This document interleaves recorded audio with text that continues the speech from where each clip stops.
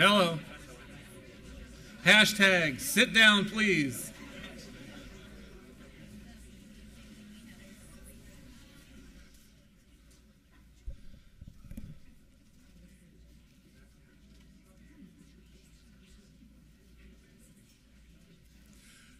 Okay, everybody, now we've made a promise to get you out on time, so we have to move this along a little bit.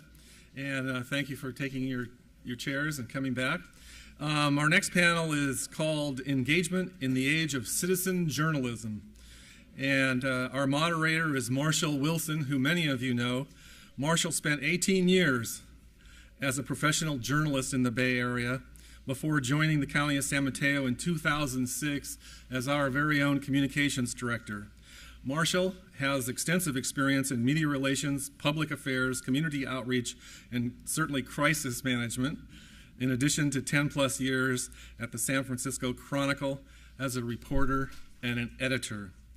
Marshall received an MA in journalism from Stanford and a BA in political science from UC Santa Barbara. He lives in, you still live in San Mateo County, right? Yes.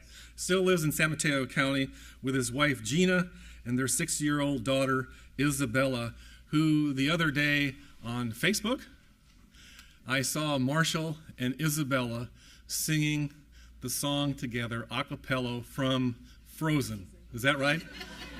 Cutest. Love is an open door. One of the cutest things I've ever seen. And Marshall, you don't have to worry about a career in singing. Today, also, I want you to know that, sadly, today is Marshall's last day with the county.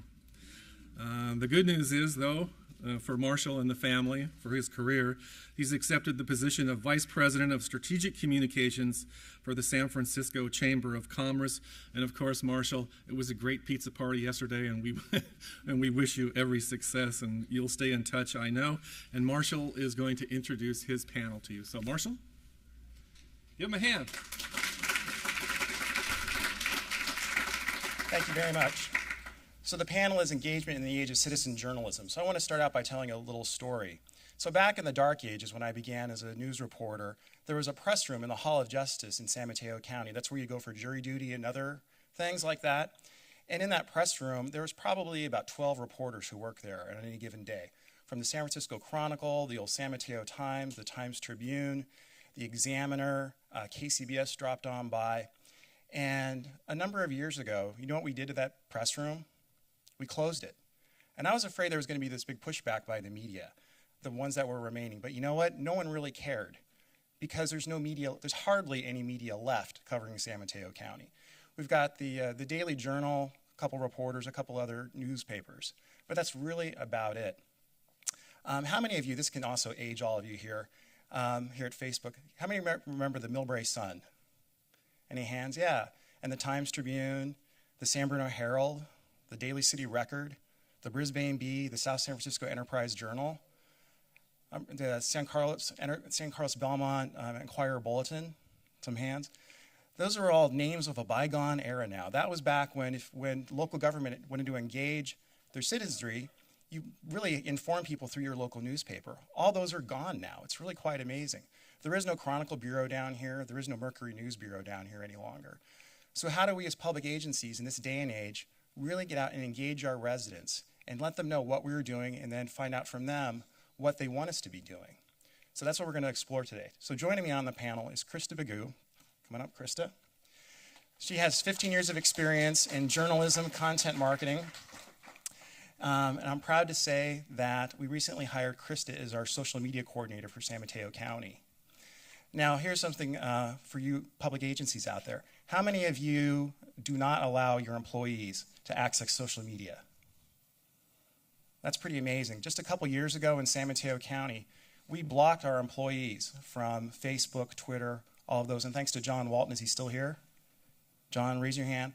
John Walton and others, we removed that policy. So Christa here is really going to take us to the next level. Her most recent job was at patch.com, which was supposed to replace a lot of those local papers, and she can explore that.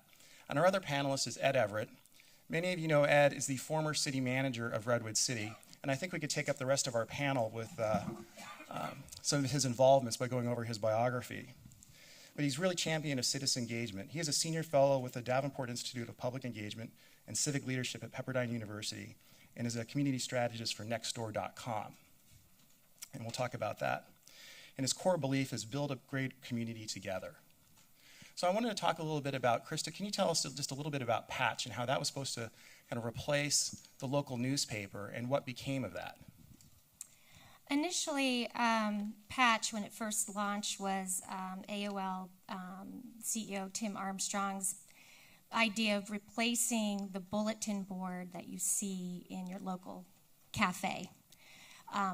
He was sitting having bagels with his kids in Greenwich, Connecticut, and he noticed that people were looking at the bulletin board, pinning up help wanted, just basically classified type postings.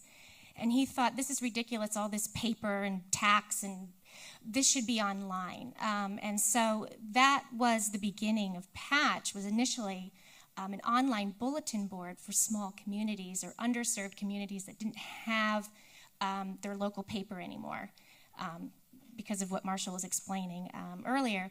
And so Patch was launched with that initial mission, but partnered with more of a journalistic approach where journalism really became the forefront of Patch, with local editors, trained journalists, covering school boards, city council meetings, and really connecting small communities with hyper-local news.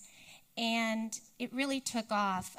All of these small towns, I mean, we started with 100 sites, and before we knew it, we had 300, 500. It just, in a 4-year time, blew up into a huge balloon and then popped, literally, and now is quite a different platform. And I can't speak to what it is today because those of you who know the story of Patch, we had a few rounds of layoffs.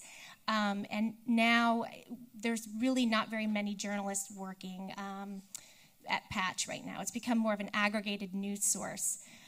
But initially it was trying to connect community members with their local government and to engage people civically in what was going on in their local community. So we had just launched in San Mateo County, so now we're on Facebook, and we're also on Twitter, so follow us, be sure to like us as well. And we also just launched on NextDoor. So how many of you have NextDoor in your communities? So quite a few hands coming up, that's fantastic. So I want to have Ed talk a little bit about NextDoor and what your purpose there is and how we're basically trying to go where people are. Where are our residents already looking for news and information? And we're trying to get on those platforms where they already are. So NextDoor is a private social media, and our objective is to connect neighbors to each other. It's the most important thing we can do. Community is the most important infrastructure that we have, and it's probably the most important infrastructure most of us forget. So we are all about connecting neighbors within neighborhoods, within cities.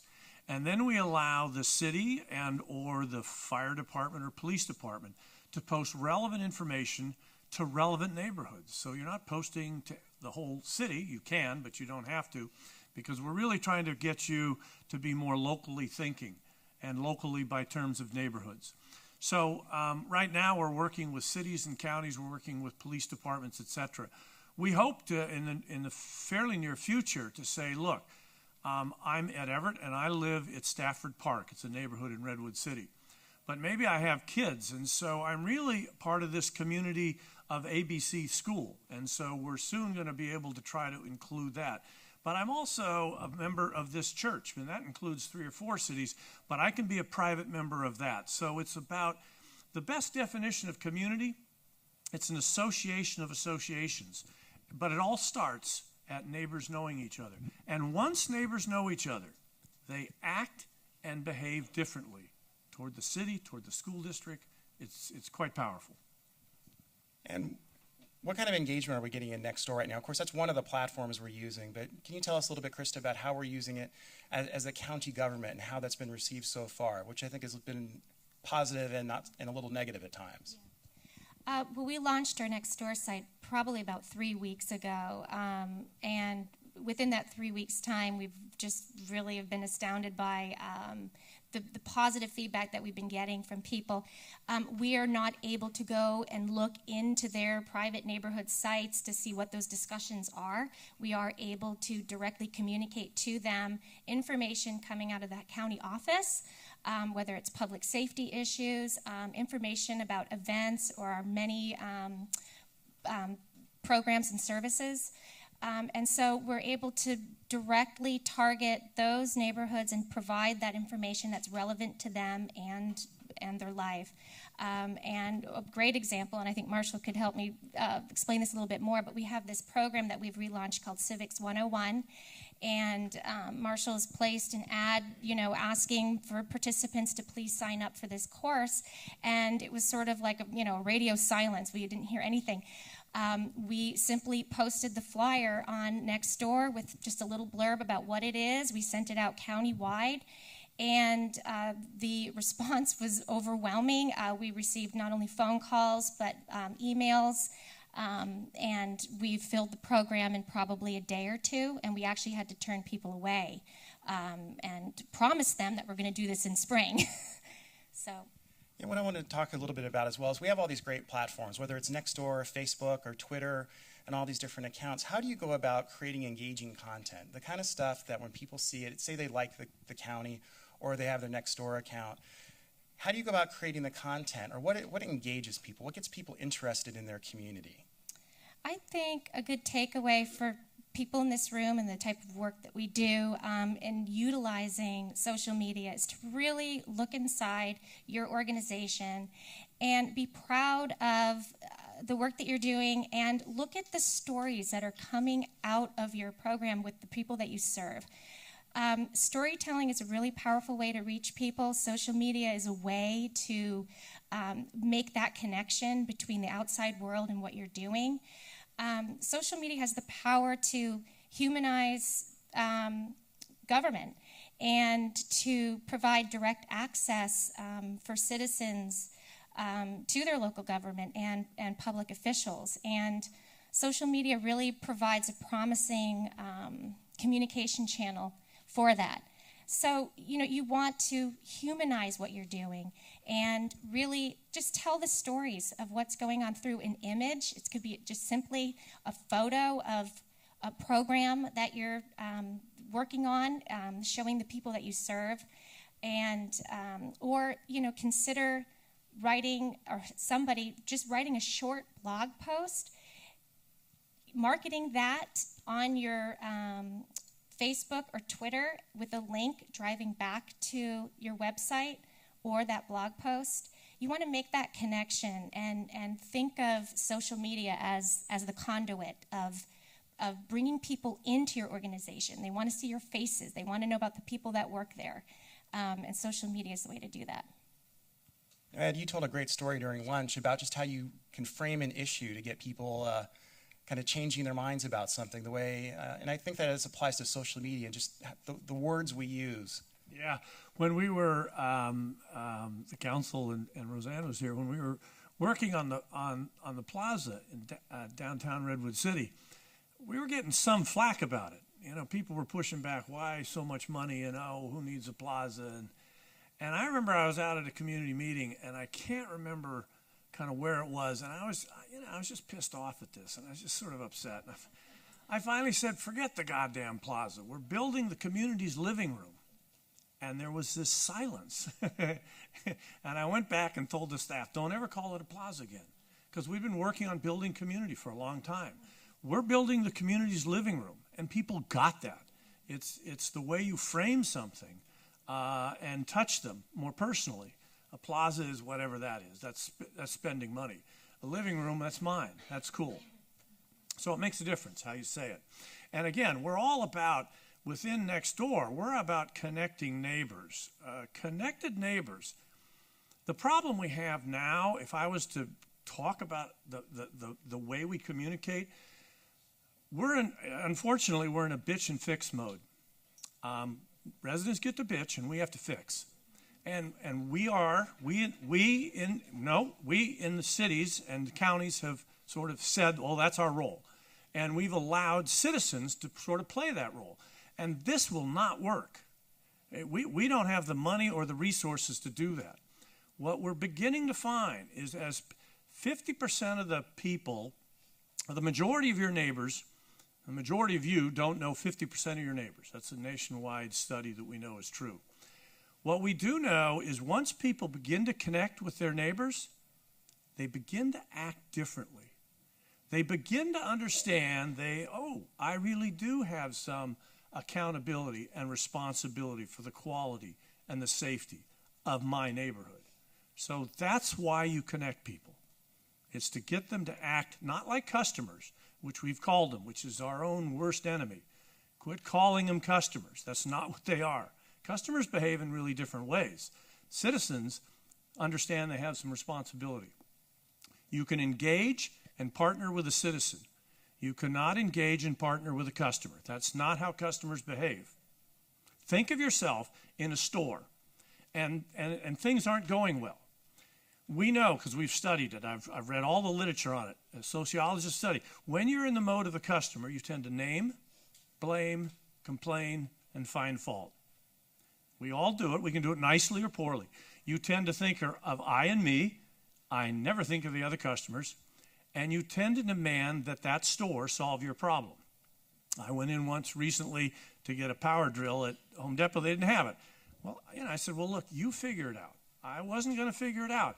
So that's how all of us behave as customers. We got to quit calling our residents customers. They are sometimes. But on the big stuff, they are not customers. They have to behave as citizens, and we need to partner with them, and they need to partner with us. So again, getting back to that, that's what we're trying to do, connect neighbors. And then again, allow cities to post in relevant information. And as Christa said, you can't see into that neighborhood. We did that on purpose. We beta tested it in Redwood City, and I read all these posts for like a year. And what stunned me, and this I'd probably been retired a couple years, and Roseanne will know some of the names. I won't say them, Roseanne. We know who pisses and moans a lot in the city. But on NextDoor, they're using their real names, they're talking only to neighbors, and they know the city's not listening in. There's no microphone, there's no camera, and they're quite civil. They're incredibly civil. So we have to change the behavior. But also to speak to NextDoor on that, there is an option with the closed discussion or an open discussion. And so the County of San Mateo does have that opportunity on there to put out a question or an issue and have the discussion be open. Most of what we're posting is a closed discussion, but there is the opportunity for people to direct message us.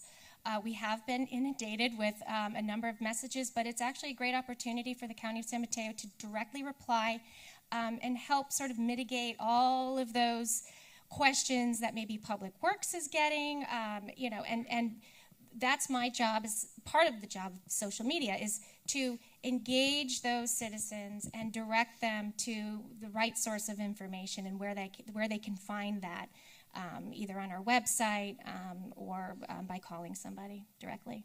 And I think whereas the economic model of the local newspaper, even those patch sites didn't work, the people are still hungry to comment, to get involved, and to engage our local governments. And I really resisted, I'll tell you the truth, us getting on Facebook, because I figured I'm just going to be overwhelmed. At that point, the communications office was basically me. But I've been really surprised about it. If we create these platforms, I mean, people are really reaching out to us. So it's both going to where people already are, such as in platforms like NextDoor, and then creating our own platforms like Twitter and Facebook.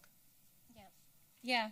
And I know resources are such for all organizations, but I firsthand have really seen the impact of how powerful this is, and how you can really not only engage people, get feedback, and actually maybe form policy. I mean, there is that opportunity to do that.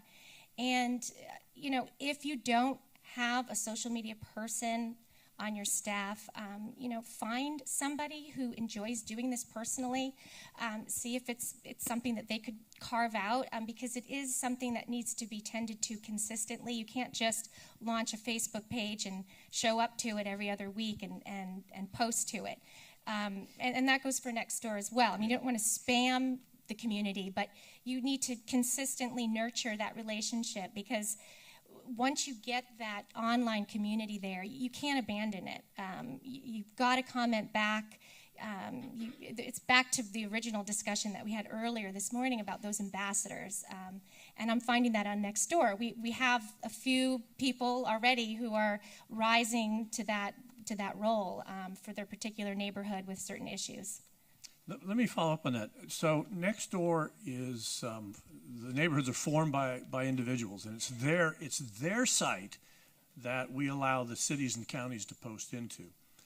One of the things we know we're good at is connecting people and building community. One of the things we don't think the site is that great at, and we understand that, is having a prolonged discussion, a give and take discussion amongst a large. And I was talking to Marshall about it. It's not represented here. You might want to pick them up.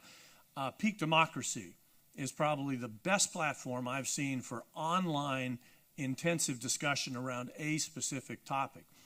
And so if I was a city manager again, I would simply require that we be using NextDoor, which is community building, and Peak Democracy, which is civic engagement online, because they're two sides of the same coin, and they simply reinforce each other. As Christa said, as soon as you get people concerned and connected, they want to get involved. And that's what we find. Once people get connected, they want to be involved. And they want to be involved in an honest way. So both those platforms I think are powerful. Well, in the county, we're using MindMixer. So can you talk a little bit about that? Yeah, I'm learning a little bit more about MindMixer as they're transitioning to a more responsive platform, so people can get on there with their mobile devices. So we're going through that transition right now. But I can speak to Supervisor Horsley, for example, has an ongoing discussion there with a big project that's coming out of Half Moon Bay. It's been a really wonderful opportunity for them to engage that particular community on what that project is, getting feedback, pulling together those reports, meeting with people face to face. And I think that once you get the people on that platform, I think it's a great way to engage them. I think the only challenge with that is trying to get people to log in and get on there. But then again, if you have Twitter and you have Facebook, you can drive those people there by providing links and information, and even on NextDoor. So that's what I'm saying. Having a variety of different social media platforms to all converge together is a really powerful tool. And I do recommend MindMixer as well for specific projects that you're needing feedback on. Yeah, let me tell you one story about how I think it changes people. So in Oakland, we had a ton of NextDoor neighborhoods, and the city nor the PD were using it at the time. This was probably over a year ago. They are now on it. And so 2 or 3 people at NextDoor, their own neighborhood site, were talking about these 2 guys that were going door to door selling magazines. And somebody said, "Are they legit? They don't look legit." "Yeah, I don't think they're legit." 3 or 4 people. And this one woman who was listening to this, she was a member of that NextDoor, she took a picture of them as they approached through her front window, as they approached her house. And she opened the door. She asked a few questions. She closed the door. Then she texted the pictures to an officer she knew. Now, I have to make this up. She might have been a neighborhood watch person. She might have gone to a Citizen Academy. It was immaterial. She texted this guy and say, these are the guys, and I don't think they're legit. So the short story is, they go out, they check them out. They're not legit. They arrest them. They find some stolen properties, but they respond back to the community. So he responded back. He said, "Thank you. We arrested them." She posts in her neighborhood. "Oh, that was great. They arrested those guys. Really weren't legit." The reaction of the neighborhood is what you need to hear. They said, "Wow, that was great. We partnered with the PD." Now, we from cities usually think that we're partnering with them. They said, "We partnered with the PD." And then one guy said, "Hey, what else can we do to make our neighborhood safe?" As soon as that transition happened, you knew that it was so much easier for the PD to work in that neighborhood. It's about connecting people and letting them begin to own their own responsibility for their neighborhoods. So we do have all these different platforms. One thing we do have in the county is a social media policy. How many of you for your organizations have a policy? Quite a few hands, but quite a few non-hands. And Christa, maybe you can tell us why it's so important to have that, because as government agencies, what do we have to protect? Well, a lot. The First Amendment. Yes.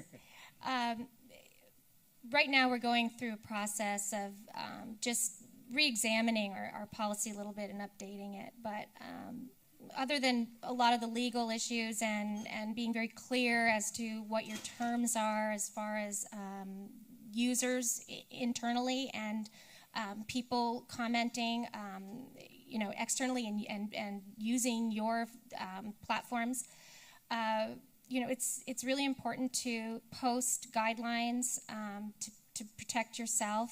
And also it's extremely important to have some kind of policy in place where if you have multiple people posting to different platforms, you really want to strive for consistency of voice. It's really important to identify what that voice is.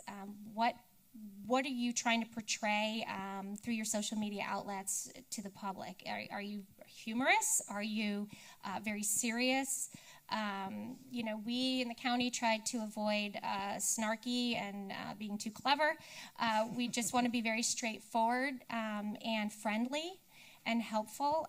And so having an outline or a handbook in conjunction with a policy that outlines all of this is something that I highly recommend. As we start shaping our documents, some of them will be accessible and happy to share information on what we put in there if you need some ideas on how to rework your own policies and guidelines. So we got about a minute left. So Ed, any final thoughts on civic engagement? Just one other quick story. I think stories are important. So this one city, the PIO posted, there's going to be, this was several years ago, there's an El Nino storm coming. It's going to rain for 2 weeks or a week solid. The leaves have dropped, the trees have dropped their leaves late. And as you know, because of the big cuts, we've cut our street crews by 20%. We'd appreciate it if anyone would like to adopt a storm drain grate and rake the leaves off. That's all the person posted. The Public Works Department got a ton of calls, but different than what you think. The calls were, when is my street going to be done in that 6 weeks so I can quit raking the leaves off the storm grate? Had that person not put that out, I would have told you that they would have gotten a ton of calls of the bitch and fix because they thought that was your responsibility. But all we did was ask them. And tons of people said, yeah, I could do that. They behaved like a citizen and not like a customer. So any questions?